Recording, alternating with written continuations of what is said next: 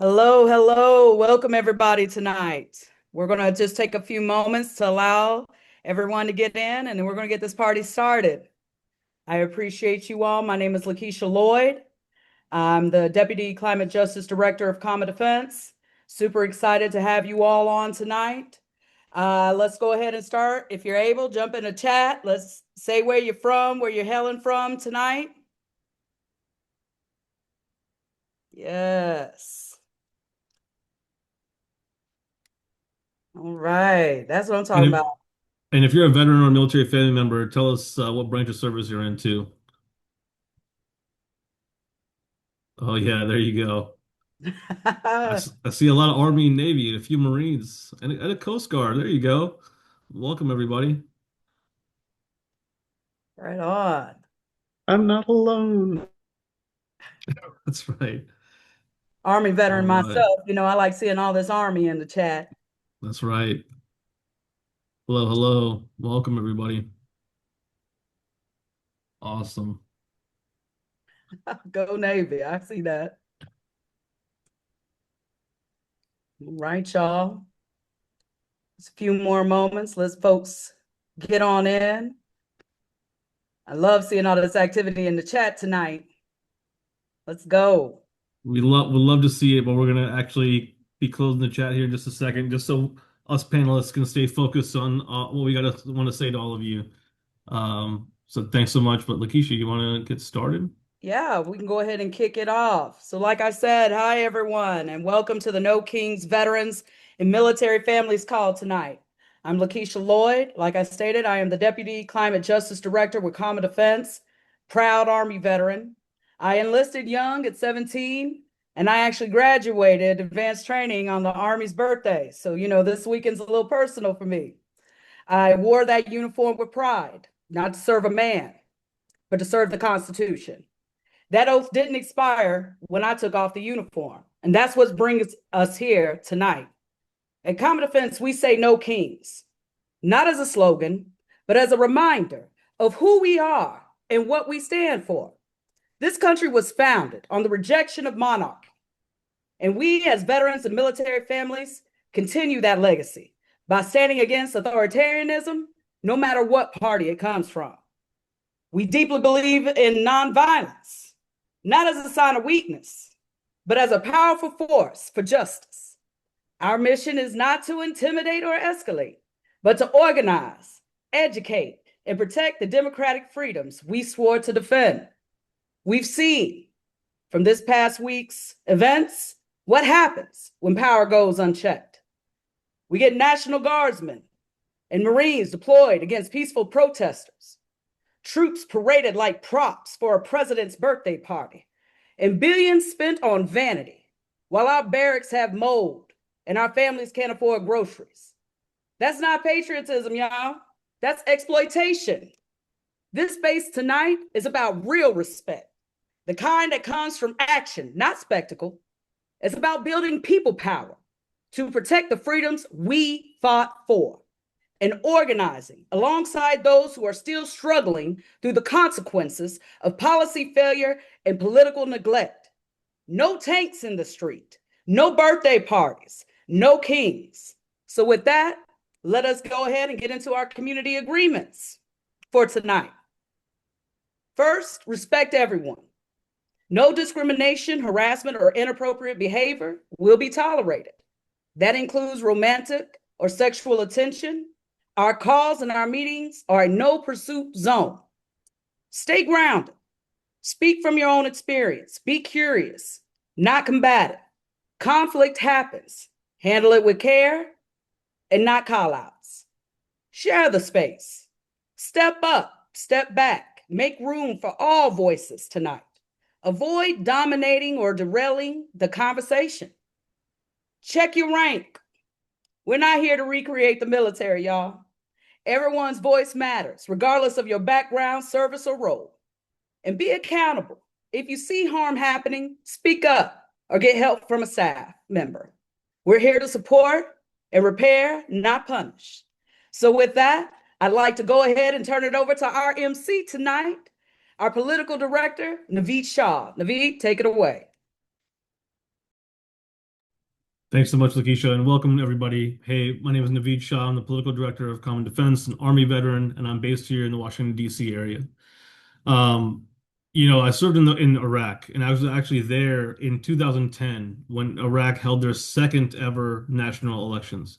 For many Iraqis, it was their first time casting a ballot and being able to go out and make their voice heard. And on that day in Iraq, for once, the insurgents weren't targeting us, the Americans who were providing security. They were actually targeting each other. More than 100 Iraqis lost their lives to bombs and bullets from snipers that day. And all they were trying to do was exercise their fundamental right to vote.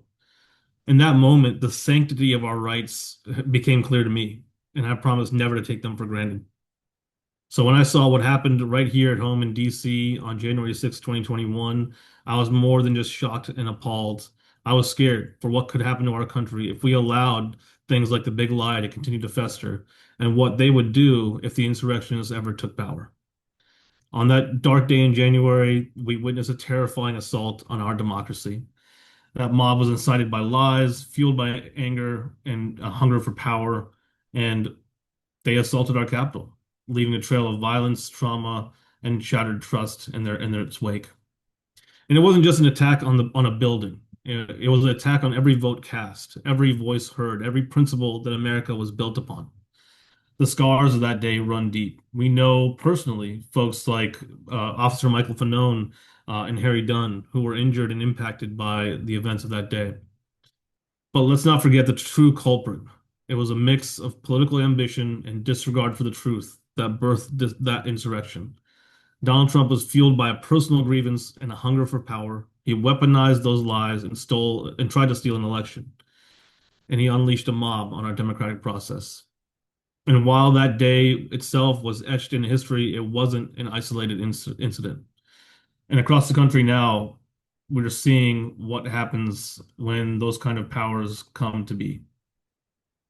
I don't want to scare everybody, but we know that more than 4,000 National Guard soldiers are currently activated, as well as 700 Marines in California in response to the anti-ICE protests that were happening there last week. And we just saw, I'm sure many of you saw, hours ago, Senator Alex Padilla of California went to a press conference and tried to speak his mind, as he has a right to do. It's a press conference. You're allowed to ask questions. And instead, he was violently assaulted and put in handcuffs. If that's what they can do to a senator, imagine what's happening to the regular people who are caught in the ICE dragnet right now.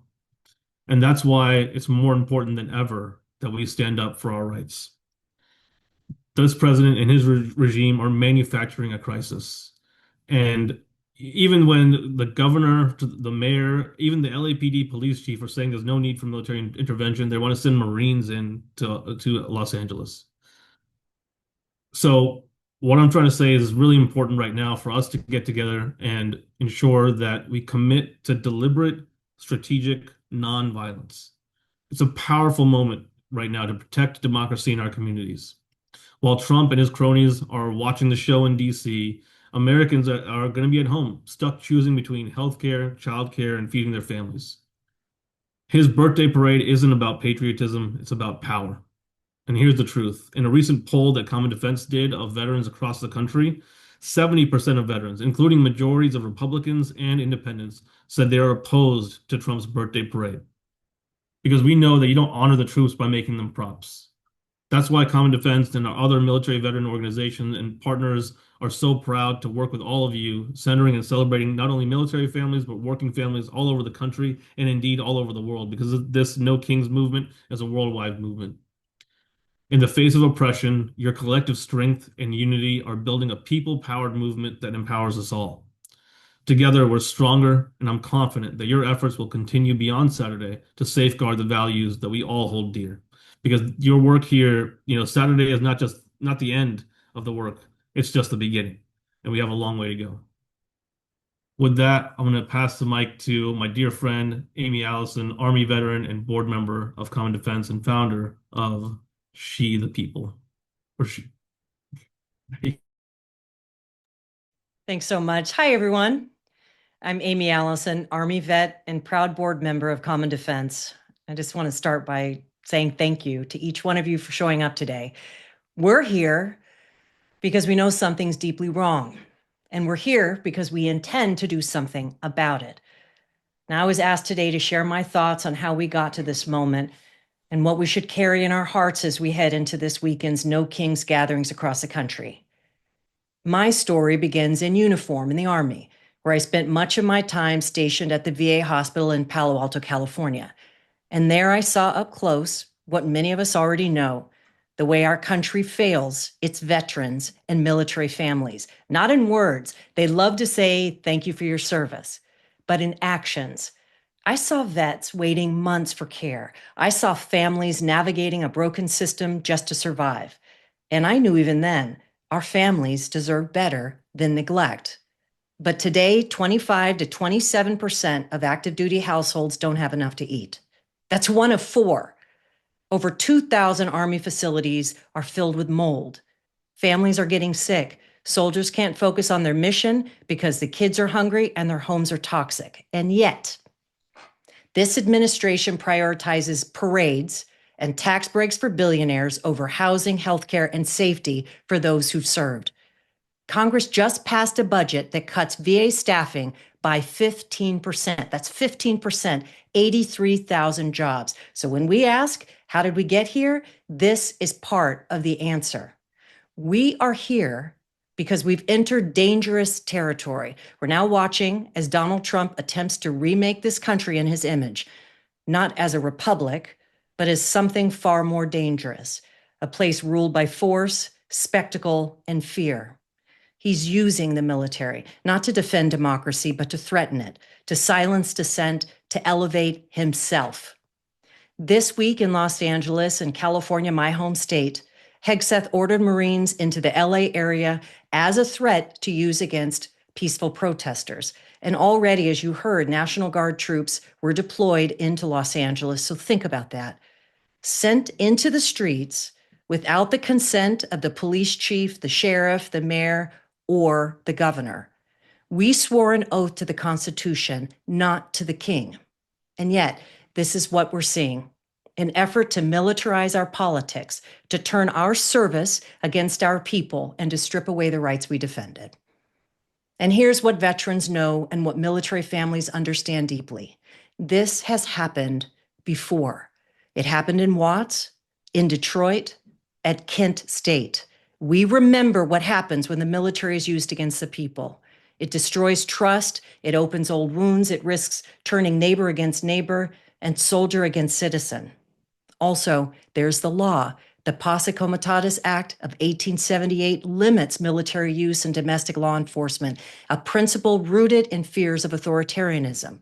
Veterans trained to uphold civilian control view this deployment of Marines without local consent as a violation of this principle. This is not leadership. This is not patriotism. This is tyranny. And that's why we're rallying under a banner that couldn't be clearer. No kings. This isn't just a slogan, it's our battle cry. No Kings is about remembering who we are as Americans, as veterans, as people who were willing to serve not just for one man, but for all of us. And our service to our country and to our people did not end when we left the military. Our service continues now and will continue this weekend. We reject kings. We reject parades that glorify power while children go hungry. We reject the misuse of Marines as props in a political circus. We reject the normalization of authoritarian rule. We reject the idea that silence is safety. It is not. Silence is surrender. We, as veterans and military families, are uniquely positioned in this fight. We know what service really means. We know what sacrifice looks like. And we know that democracy only works when the people lead, not when the power is hoarded, not when the military is weaponized, and not when the truth is replaced with pageantry. From the Freedom Riders to the Vietnam era protests, veterans have stood on the front lines of justice before, and now it's our turn again.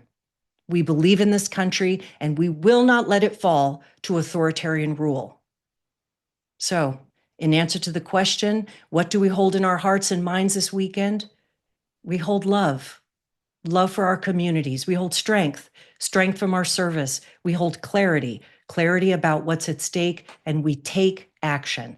So when you join No Kings gatherings this weekend, bring your voice, bring your sign, bring your story. Let people know that veterans and military families are rising, not to defend a man, but to defend the Constitution, the people, and the promise of America, because there are no kings in a democracy, and because freedom is worth fighting for, and because we are not done fighting.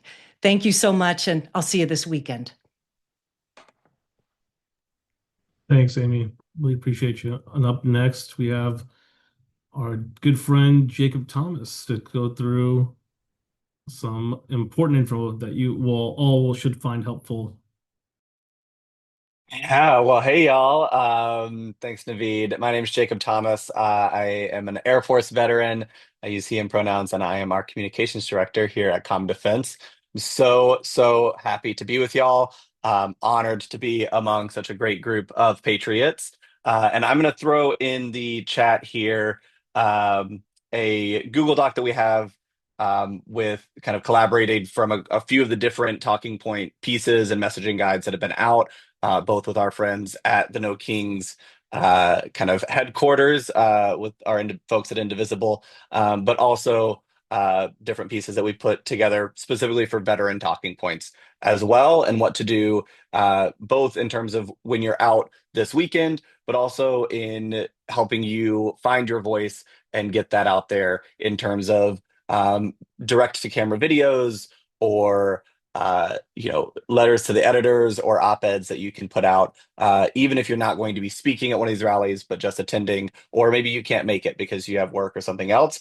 There's other ways to kind of make sure that your voice is heard and added to the overwhelming choir of people fed up with the extremism and the fascism of this administration that we have seen escalate even further earlier today with the just outrageous handling of Senator Padilla, trying to ask questions about his constituents and about their safety, and being thrown to the ground by DHS. So there's pieces in there for that. But what I want to kind of really say, and I know we've got a lot to get through, but I want to kind of give you some of those talking points, right, of what we're doing here. And I live actually, I'm from Georgia, but I live in Minneapolis now. Been here for a few years, and there's a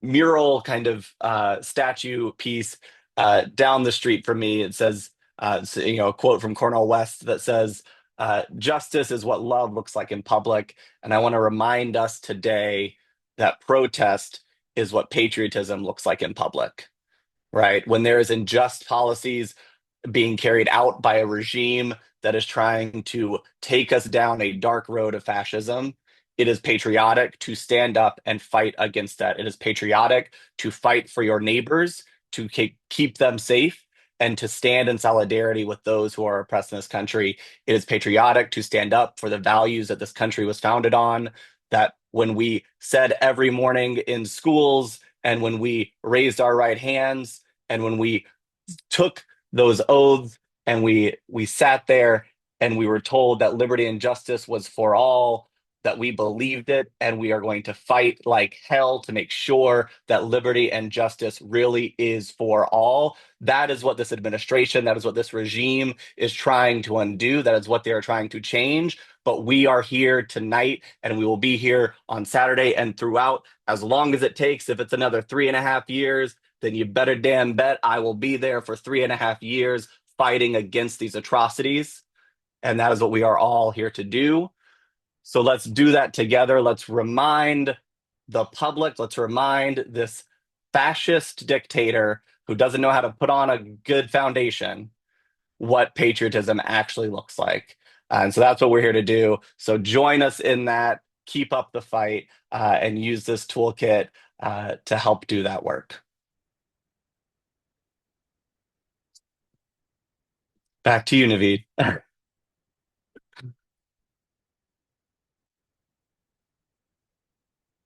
All right.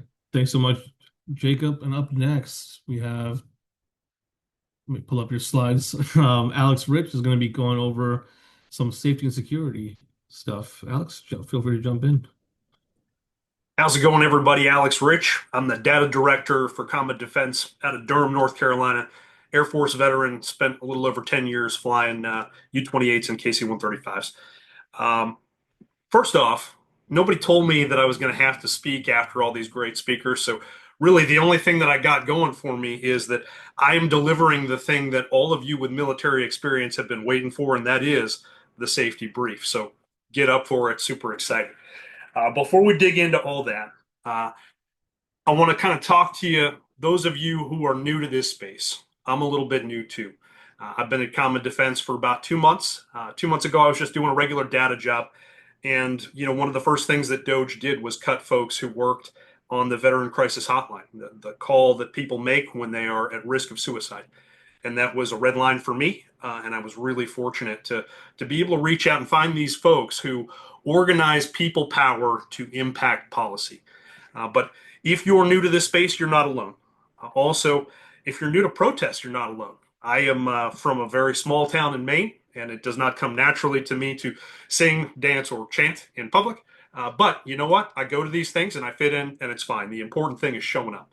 That people power thing is when we all come together in a public space and are seen supporting the values that we care about. So no matter how comfortable or uncomfortable you are in this space, we want you there. We're glad that you're committing to come on Saturday.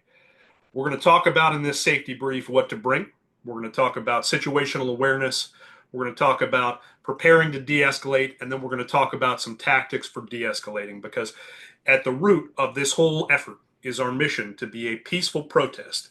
And there are some challenges to that that we're going to work against. First off, we'll go into what to bring. Being prepared is always important. You want to bring a fully charged cell phone, and you want to consider turning off the Face ID or the biometric unlock for that. Just a security measure. It's good if only you can unlock your phone with a passcode in case anything happens that's kind of wild. You want to bring water. You want to bring snacks. You want to bring sunscreen just about anywhere you are in the country this weekend. ID is important. If you have any personal meds, particularly a rescue inhaler, you want to have that with you. Bring signs or flags to express your opinion. And really importantly, bring that veteran hat or that veteran identification. The veteran voice matters in movements like this. So real important to have that. Things that are also nice to have. You want to bring Band-Aids and first aid gear, particularly if you got a medical background, you never know. You want to bring an event map if you're at one of the larger events. Bring your team, family, and friends, and have a rally point pre-briefed in case you get separated. Now we're going to dive into situational awareness. I want to say up front with this, we expect these to be fun rallies. They're very well coordinated. We expect everything to be peaceful, but also as folks from a military background, we always want to be prepared. So we're going to lean into that instinct that you have to maintain situational awareness and just kind of pre-brief you on what to be aware of. You want to kind of know how the crowd's moving. Look for bottlenecks. Look for changes in motion that might be indicative of something shifting. You want to be aware of the people around you, folks who are upset, potentially injured, having mobility issues. In big crowds, it's easy for folks to get hurt. So one of the things that we can do is just be aware of those folks and be a battle buddy for them if we see somebody struggling. We want to be aware of counter-protesters and agitators. Part of their mission is to disrupt our mission. And when we can see them and de-escalate them in time, we can keep this the peaceful show of people power that we want it to be.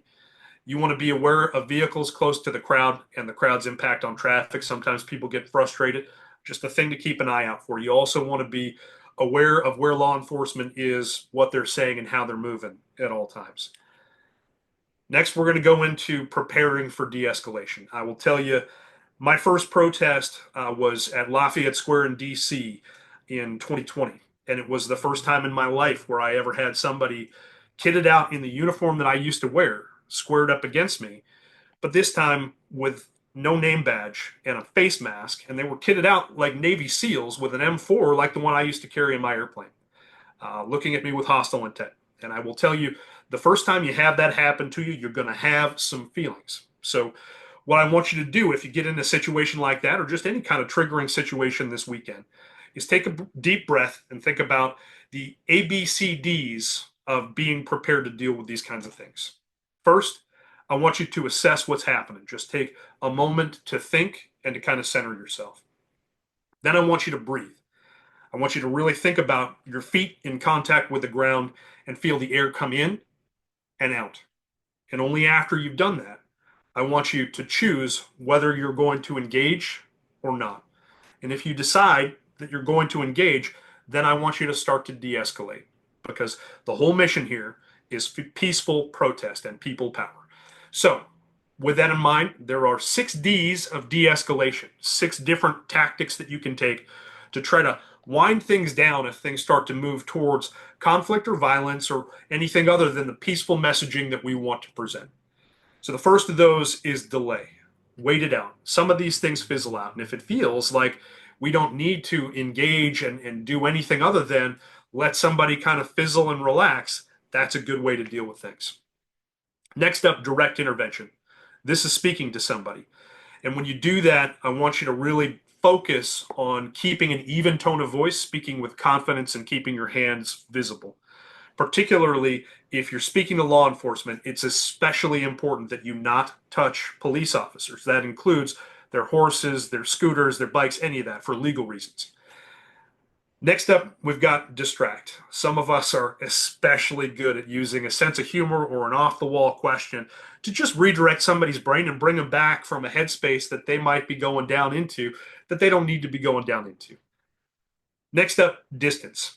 You can use your body to create distance between 2 people if a conflict is starting to arise. You can also link arms with protesters and create a safe space around a person or a group of people. That's sometimes very important. Next up, delegate.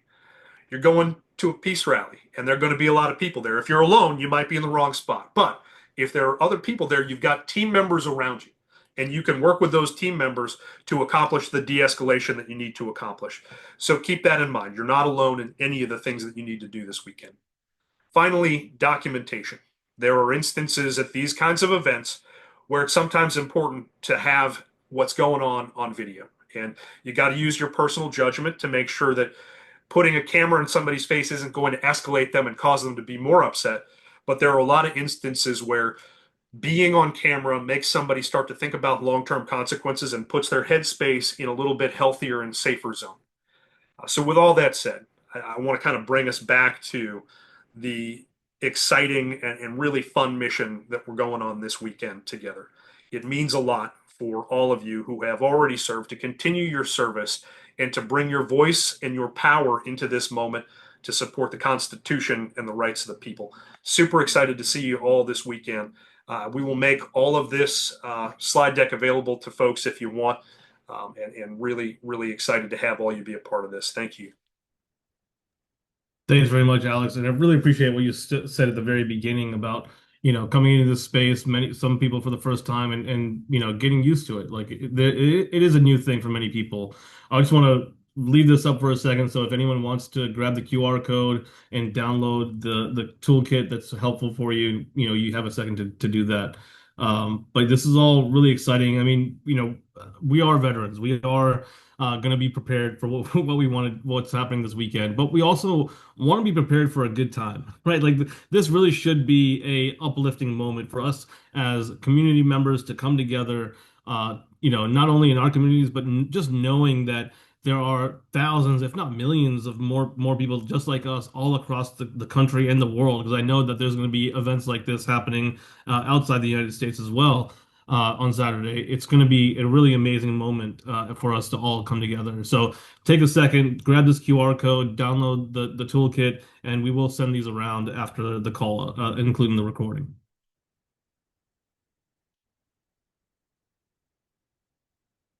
All right.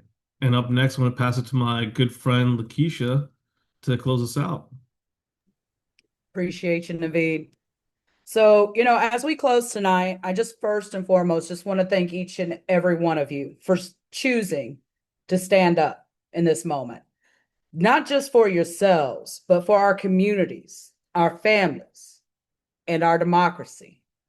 We've carried rucksacks, led formations, and we raised our right hands to defend the Constitution, not to serve an ego or watch our service be used as political theater. We know what it means to be committed to something greater than ourselves. That's why No Kings is more than a call. It's a code that we live by. Let me tell y'all something that still breaks my heart. I remember standing in the checkout line in the commissary one afternoon and seeing a young soldier in uniform pulling out food stamps to pay for groceries and having to put diapers back because he didn't have enough money to pay for them. You know, in that moment, I just simply asked the cashier, how much are they short? I got it. You know, that image burned into me. You know, how are we spending millions on tanks in the streets while the folks standing guard can't provide and care for their babies at home? You know, we reject authoritarianism. We reject being used as pawns, and we reject violence as a tool of suppression, especially when it's directed at our own communities. We believe in people power, rooted in dignity, nonviolence, and shared responsibility. So if you leave this call with anything tonight, let it be this. Veterans and military families have always been on the front lines of justice. From Little Rock to Standing Rock, from Kent State to Kabul. We know what's at stake when the military is misused and when people are silenced. That's not what we fought for, and we won't be silent now. So plug into the work. Get activated. Talk to your neighbors. Tell your story. And if you're tired of being disrespected by those in power, stand with us. No kings, just us, united in purpose, service, and nonviolent resistance. So I thank you all for showing up tonight. And solidarity, always. Appreciate y'all. Have a good night. Thanks, everybody. Thanks so much for being here and joining us. And make sure that you join us again in 30 minutes for the national call, the mass call that Indivisible is hosting. The link we'll throw it in the chat here in just a second so everybody can take a look at that. That's going to be happening at 8 p.m. Eastern, so 30 minutes from now. Let me grab the link. This is for everybody to join. In 30 minutes, this is going to be the mass call. I think 40,000 something people registered for that one. And if you're a veteran or a military family member, please visit commondefense.us. I think the link's been thrown in the chat a few times, and join us. If you're a veteran or a military family member, we will have training, resources, and a community for people like us to get together, because there's a lot more of us out here than people realize. Any final thoughts from my fellow panelists? All right. Thanks so much, everybody. Great to see you all. Have a great evening. We're going to close out.